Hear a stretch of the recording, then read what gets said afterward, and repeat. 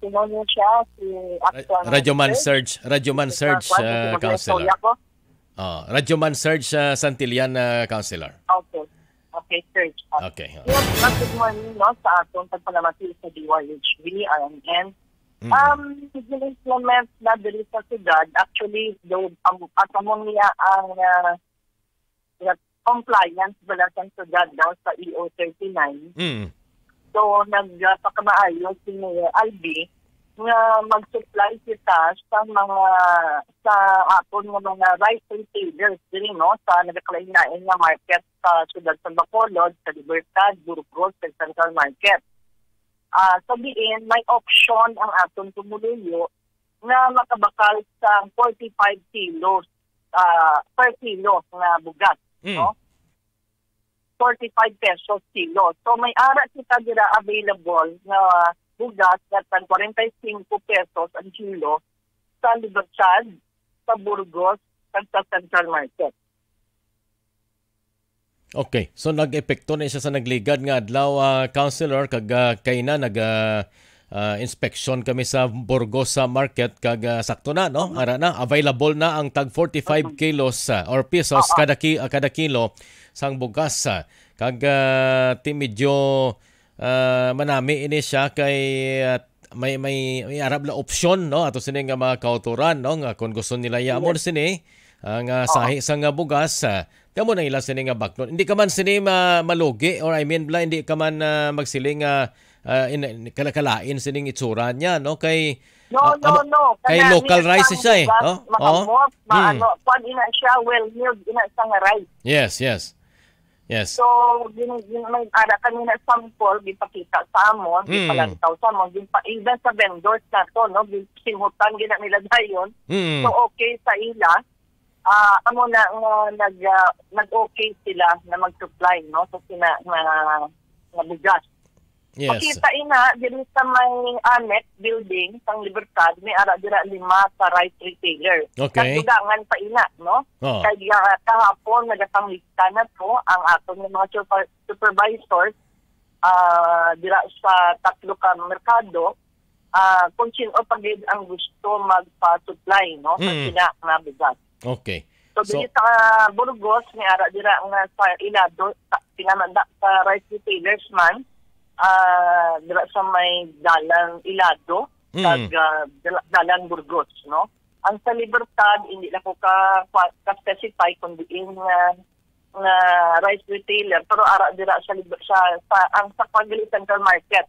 Pero basta ang 3 ka merkado, may ara dira nga rice retailer nga nagkabaligya sa 45 kilos, 45 per kilo nga bugas. So pwede ni siya, Councilor, abi, like for example, may ibang nga barangay, abi, or retailer masasang bugas sa barangay, no? Pwede na siya mag-coordinate sa imo sining talatapan para gid lamang bisan paano madagdagan man sila dito sining sahi sang bugas, sabi mas malapit pagid sa mapumuloyo naton. I-check ka lang kay siyempre ang supply bala kay dito gani sa Burgos kag sa Libertad primero kung 5 lang ka rice retailers nagpadugang pag 70 ka rice retailers. Okay. No, so ang sa barangay so ay hindi pa ko ka sigurado sinaiya ay maistorya pataguro anay kay mayor kung anong niya option. Okay? Yes. Sa subong niya, lain naman pa ang intact pa kadto kami subong sa sumag kay ma-rice distribution dito para sa mga taga-barangay Singkang, Punta Taytay, kag sumag. Okay. Amo na ni siyang ang tunggin bakal naton nga mga bugas man Councilor, no? So amo na ni siyang tag 2 kilos, no, kada pumuluyo naton. Yes. So para na sa nang calamity na naton ayuda na naton sa tanan nga residente nga registered sa siyudad sang Bacolod. So amo ning day 1 subong. Day 1 sang distribution. Yes, day 1 kita. Tapos ang advance na sa mga presinto na kung diin kagabutar sa weekend, Sabado, Domingo, dito mo na kuhaon. Okay. Kaya harap sa listahan sang butante, sang registered nga resident. Like for example, mga eskwelahan, kay Klabanan, may eskwelahan ni siya, so dito kaya kadto sa imo sini presinto. Okay. So paano naman niya ang mga wala abi sa voters list, no, nga residente man sila sa Bacolod nga wala yan nagparehistro, Councilor? Anong mga sistema naman dira, no? Well, I'm sure may ara man na siguro pasti paagi naman sa barangay. Pero unahon ng anay, unahon gid anay ang registered. Kaya mas para matapos ang distribution, para ma-identify na nga daan, nga tipo na ara kaya sa lista, tapos kaya tagaan. Kung wala kaya sa lista, basta residente ka, bakit kinahanglan siguro yung barangay residency, di ba? Certificate. Kaya amo na iya ang malaan mo kinahanglan man ang kuha mo. Oo, kay may ara na liquidation na ginatawag.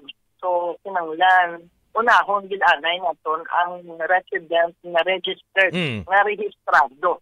That is why amo nang siguro importante sa aton mga residente na kung din sila reside, kinanglan ma-register gid sila. Yes, no? Kay para nga mahapos sila ma-identify for any benefit na gihatag sa syudad. Kung ano gid na matabo. Klarohon talang councilor ning sa sumag mga din ang venue ganis ni sa may? I'm sorry, hindi ka klaro. Ang sa may sumag bala din ang venue. Ang sa sumag bala councilor, di na 'yon ang venue nato sa sumag bala ang subong adlaw nga schedule. Di na sa subong. Ang sa sumag? Oo. Pero ang distribution? Oo, di na 'yon.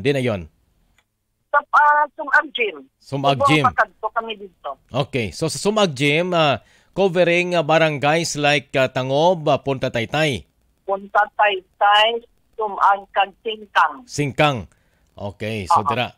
So mga pila ning gina-expect naton nga magkinadto dira karon na councilor sa may Sumag Gym? Hindi ko ka hatag sa iyo numero kaya ang barangay na anduro ang yun pa in charge na so kanya kadtulan to. So more on bugas lang gid ni siya councilor ang ipanagtag naton subong. Bugas lang gid ni. Ha? Bugas lang gid ning panagtag naton.